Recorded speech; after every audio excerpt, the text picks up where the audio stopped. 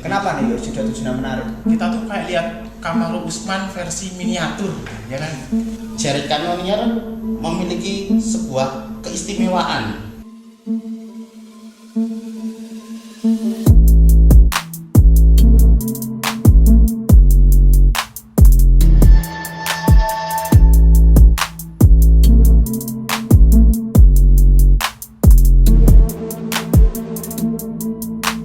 Halo Bro Sportur. Selamat datang di Onar, obrolan seputar arena.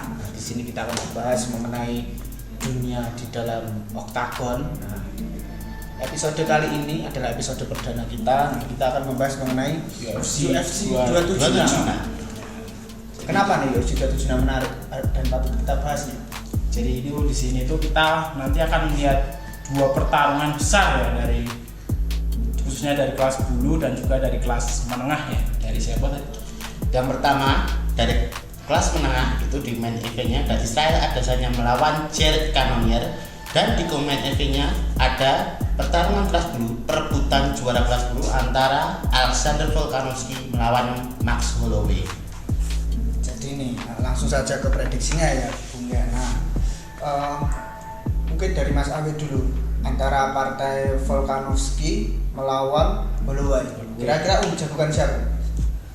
Kalau saya sendiri jagoin Volkanovski ya, buat para belas supporters pendukungnya Volkanovski, jangan lupa komen Volkanovski gitu ya. Oke. Jadi Volkanovski ini kalau saya lihat dia tuh kayak kita tuh kayak lihat Kamaru Usman versi miniatur, ya kan? Dia tuh udah kuat, badannya kekar, terus dia punya striking oke, di bawah juga oke. Nah, jadi dia tuh pasti nanti dalam pertarungan besok tuh dia bakalan bikin Max Holloway ini kelimpungan dari khususnya dari strikingnya. Tapi tunggu dulu, Bung Awi. Gimana Mas? Enggak sepakat. Ya saya agaknya kurang sepakat ya. Soalnya di pertarungan kedua itu di UFC 251 itu Max Holloway malah sedikit lebih unggul secara penampilan. Bahkan Dana White sendiri selaku bos UFC itu bilang kalau Max Holloway itu pemenang sebenarnya dari pertarungan kedua ini. Ya, Dana White ini bahkan langsung bilang bahwa penjurian di UFC saat itu memang buruk.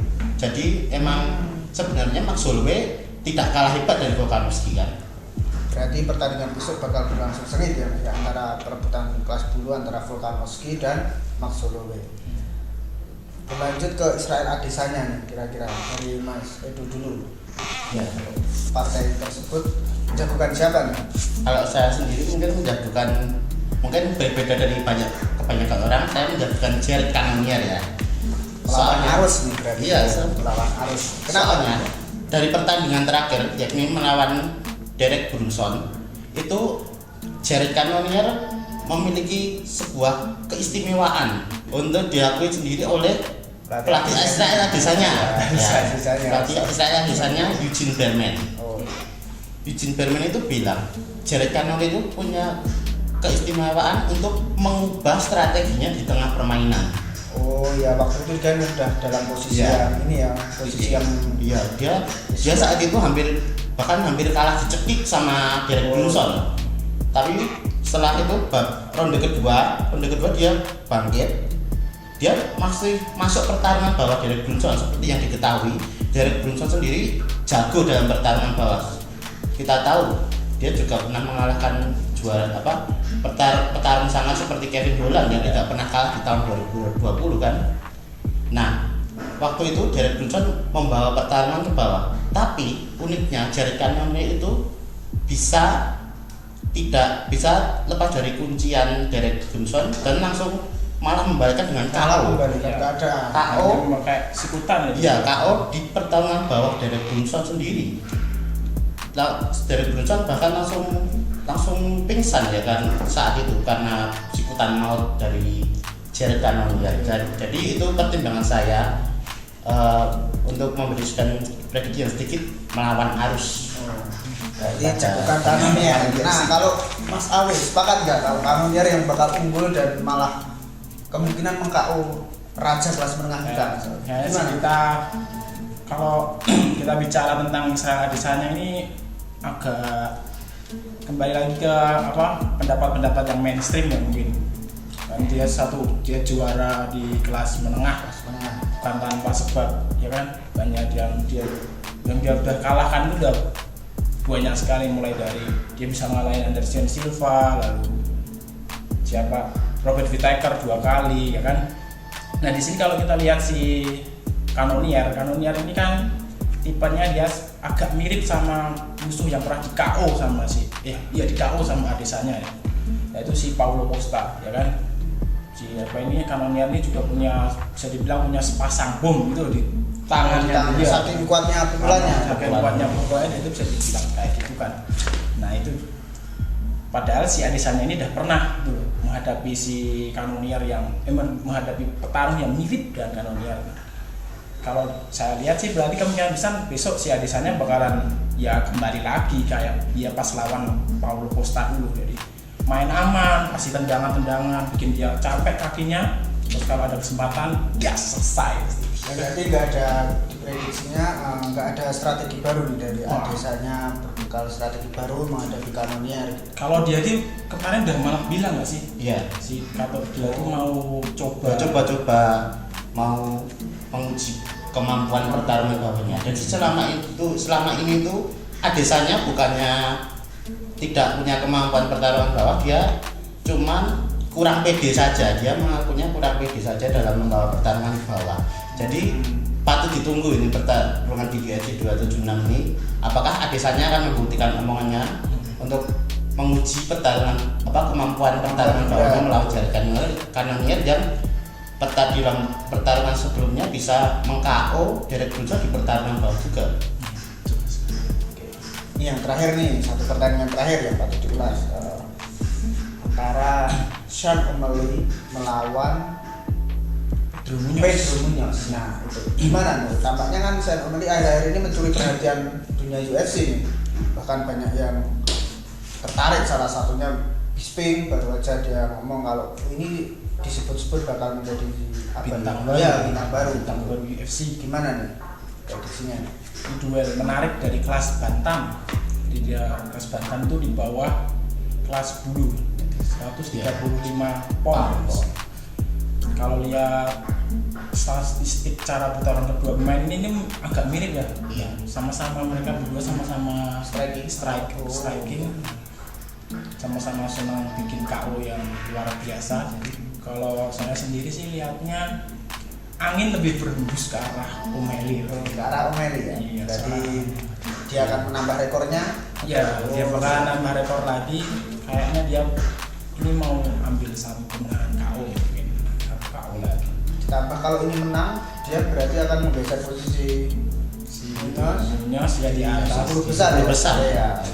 Bisa masuk 10 besar kalau dia sebenarnya kan nggak nggak terlalu pengen jadi bintang. Dia pengennya cuma yang kecil-kecil aja tapi namanya besar kayak Conor McGregor ya. Kalau itu gimana?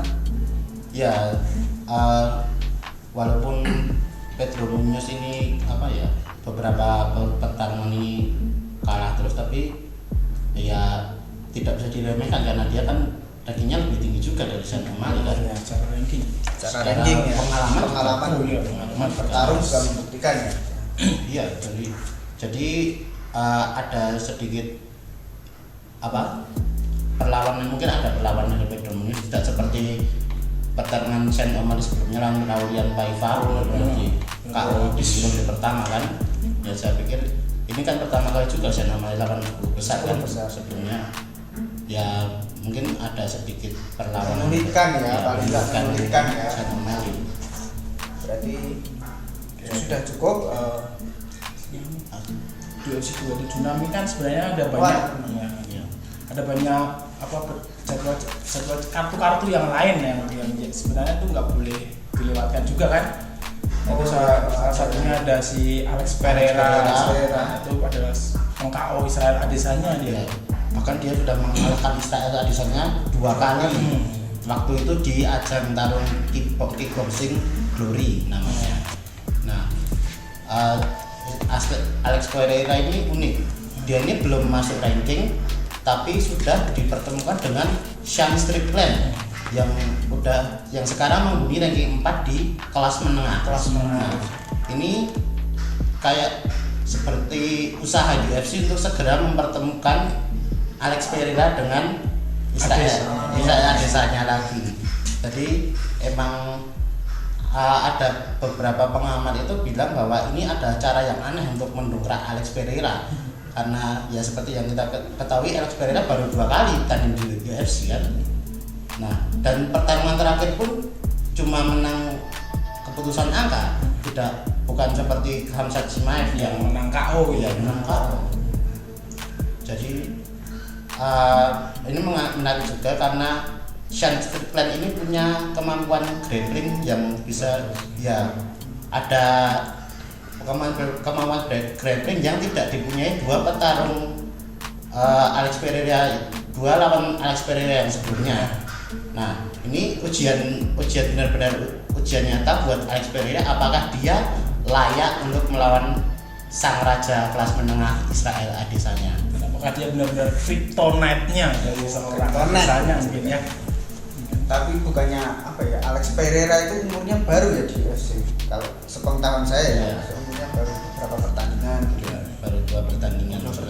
Iya, langsung dapat pertarungan atas ya, petarung elit ya, besar. Padahal Khamzat Chimaev aja kan baru 4 pertandingan dapat izin liang kan.